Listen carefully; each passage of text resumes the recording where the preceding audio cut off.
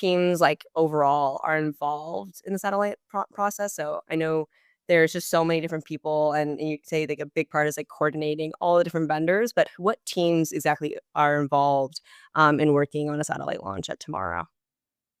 Yeah, absolutely. So at Tomorrow, we have kind of the program team that is managing all of this with from a contractual standpoint, the schedule, the budget.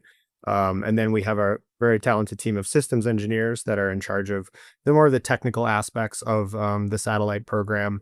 They are the ones working directly with vendors, reviewing test data from all of the subassemblies, making sure that components get to where they need to be on time, and then working with our final integration bus vendor and the team that builds the space vehicle um, to review test data, plan out all the environmental testing, and then eventually integrate the satellite.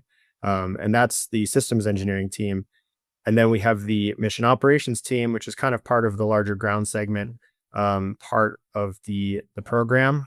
So space is kind of divided. Space programs are divided into two elements. We have the space element and the ground element. Hmm. So the team that manages the ground element is in charge of making contact with the satellite, working with our ground station vendors, and ensuring that we can continue to operate on orbit. And so we have a talented team of mission ops engineers and mission software engineers as well in house. And so those are really our whole team in house that manages this project.